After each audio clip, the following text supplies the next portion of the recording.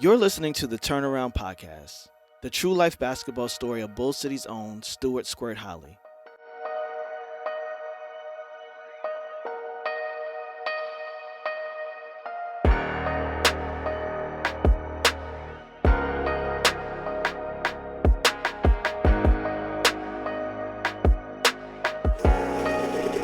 Yo, man, this beat crazy.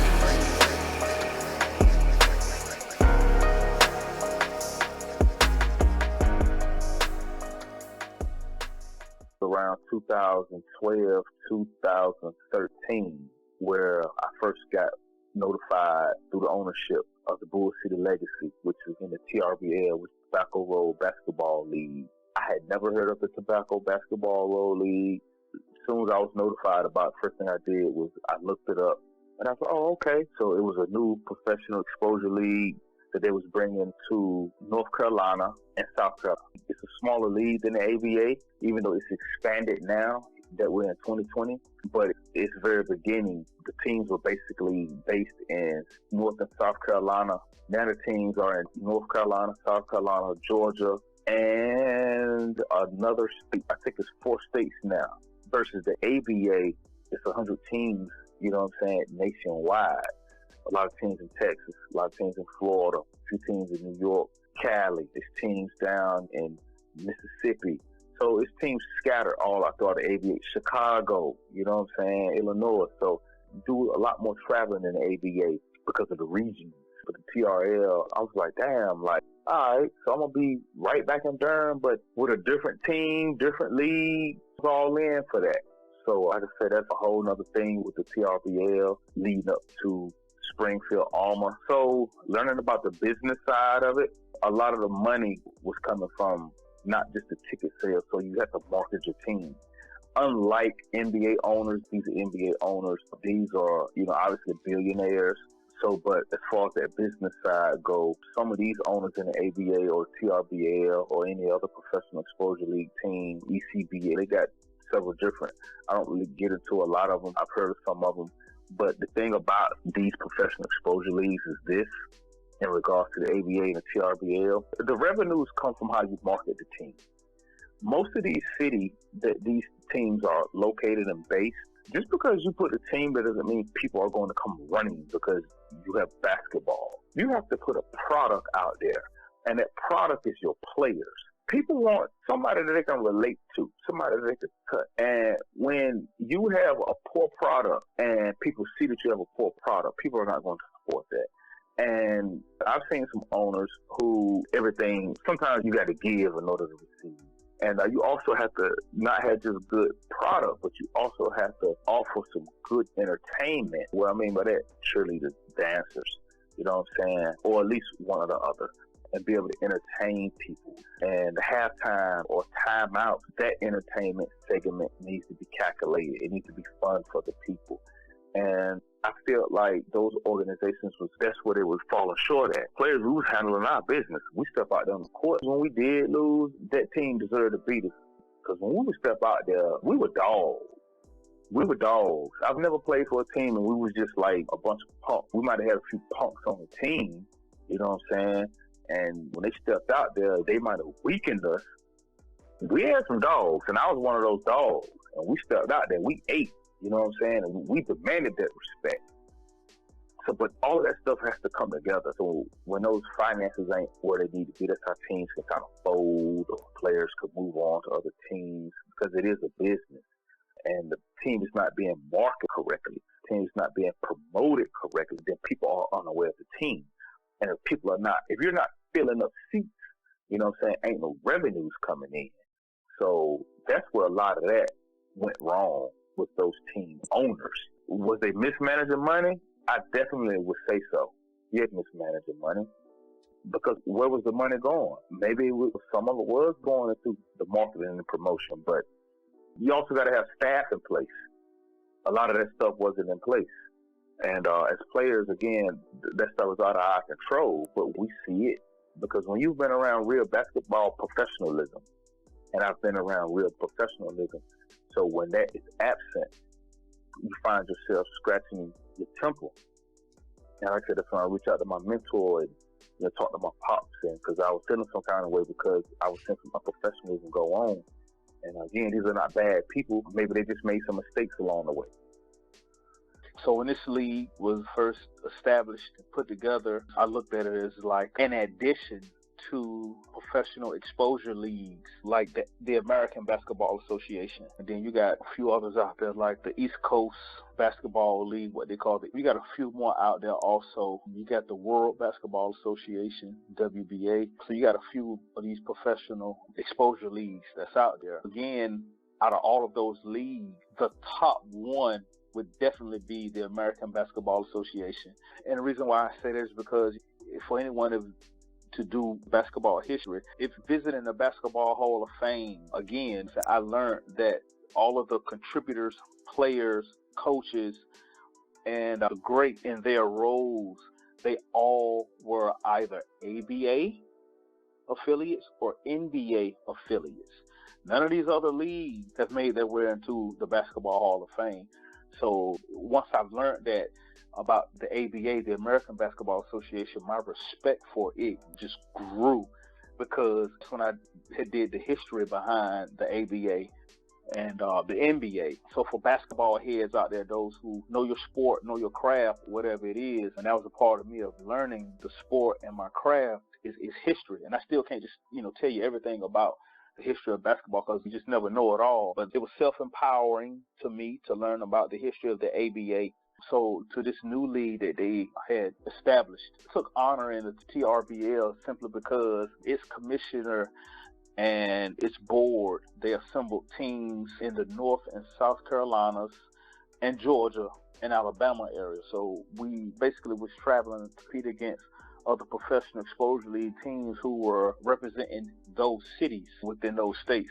And what made the Tobacco Road Basketball League so special for me was that the team that I competed for and played for was right here in my city, the Bull City Legacy. So I had the same type of approach and I had the same respect and honor for the Bull City Legacy as I did the Carolina Jaguars. The Carolina Jaguars of the ABA was housed here in Durham, and I was a part of that. And I was very proud of that because, again, the American Basketball Association competing as a professional, and I'm in my home city. So it just couldn't get no better than that for me to be able to represent and then display my skills in front of my city whenever we play home games.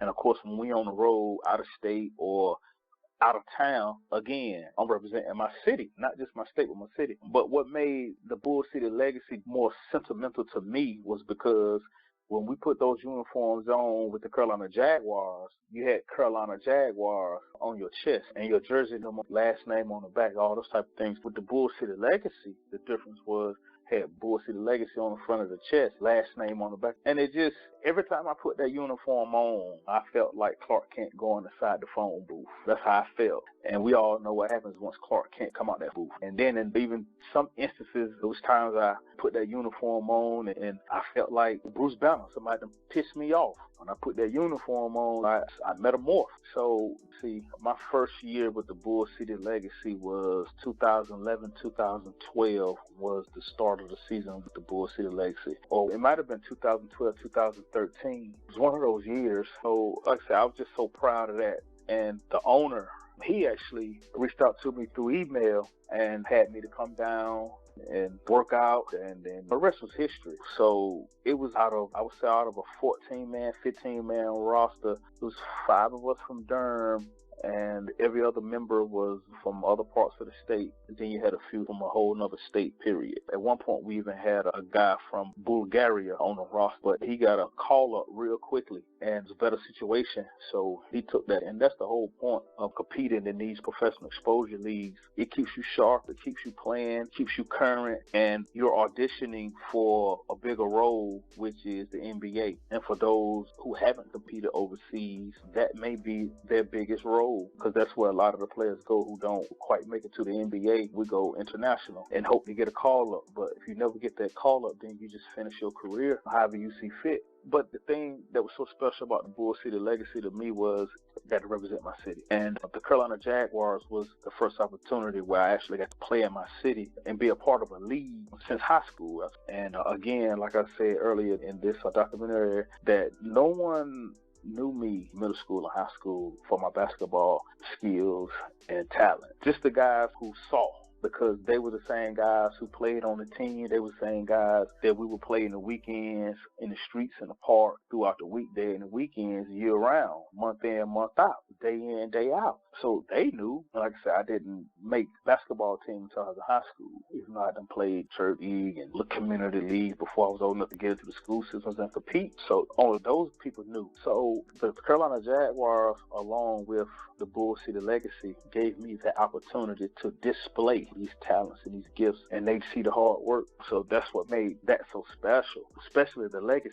Then we had a few guys that was from Durham also, who were like younger brothers to me. Corey, Leon, David, all these guys are younger brothers to me. Jamal, brothers who also played in high school environment, college environment, and they didn't quite get the opportunity to go international, but they competed on other professional circuits outside of Europe. So they pros. They just didn't get that call up to get to the next level, and I was one of the fortunate ones that started my career in Europe. So a lot of times they would look to me for answers and just leadership role, because I was the oldest and I'd been international. So I know they watched how I conducted myself as a professional, because that's what we were. We weren't the upper echelon of the NBA. Coming into with the Bull City legacy, and I remember the very first day of practice, and after being with two different, at the time they were called NBA D-League teams, where they developed players to play in the NBA. So I'd been with two of those teams for two different workouts, and being around that type of a professionalism, that was the closest I ever got to the NBA. So being around that type of a professionalism, the first day of practice with the Bull City legacy, I thought to myself, we in some trouble. And I said that because we had a young coach, and to me, he looked to be more trying to approach, his coaching strategy was more or less of I'm more of your friend than your coach. And you're dealing with grown men who have families, and some of these guys have played on some high levels, and his approach was just all wrong. And that later manifested itself. We won a lot of games. For me, it was like deja vu, because we won a lot of games, but we should have won even more. And because we had a really good team, we had really good talent. We had guys who didn't play at whatever college conference you could name. We got guys from NC State playing in ACC. We got a couple of guys who played in AA. Had a couple of guys who played junior college, such as myself. So we had some guys that could put the ball in the hole, and some guys that could rebound the ball and handle the ball, and had guys that could communicate. We had a really good team, but the coaching staff was just like suspect. And yeah, I'm gonna put that out there. Fuck it, because it is what it is. And to the younger athletes listening, I found myself in one of those situations where I couldn't allow the coaching staff to take me out of my element. It's just something that my mom always told when I was younger. You don't let nobody steal your joy. Don't let nobody take what makes you happy away from you. And basketball is what makes me happy, and it's something that I've always loved. So this coaching staff, like I said, they really didn't know how to mesh the talent, but we still was winning ball games, and the home crowd, just they would pack the gym, and it was fun. We had entertainment. We got the dancers. We got Big C chicken and waffles, you know what I'm saying? The halftime for the crowd, and it was a great time. I can't speak on nobody else's financial situation, but my financial situation with the Bull City legacy could have been better, sure. But my obligations were being financially met from a business standpoint, so it was a good time. We did get into the community to bond, which we should have been doing. We in the form of like charity events, like the Bull City legacy will compete against the Durham PD, and all the proceeds will go to some kind of a children's foundation. So we did things like that. There was situations going on in certain communities here in Durham, and we would get involved, and I, as a representative of the Bull City legacy, would go out, and a few other guys would come out, whether they would be marches or press conferences trying to advocate for disadvantaged youth. So we did all those type of things. And again, like I said, for me, it was a high honor, because I'm in my community. community where I was raised, and I wanted to be a positive figure in the community for my younger siblings. Want to set that example, and the legacy gave me an opportunity to continue that as a basketball player. And I know I've said this before, let's face it, for any team to acquire you and your skill set, consider yourself privileged, consider yourself lucky, because it's a large world out here. And just in the United States alone, you got 50 states and countless cities and counties within these states. So what I'm saying is, a lot of people out here who play basketball also, or football, or they're track and field athletes also. Whatever your respectful sport, is others out here doing the same thing. And if you don't prepare yourself, especially when you get on high levels, competing on professional level, if you don't prepare yourself, then that next person is going to make you look stupid, because that person is out working their ass off just so they could be the best version of themselves they could be. So like I said, anytime I put that uniform on, I was prepared. This has been a Vanguard Podcast Network original. Stay tuned for the next episode of the Turnaround Podcast, and follow the Turnaround Podcast on Instagram by clicking the link in the show notes. If you'd like to book Stewart Holley for a speaking engagement or to be a guest on your show, please reach out to theturnaround77@gmail.com, and someone will get back to you within 48 hours. Thank you for listening.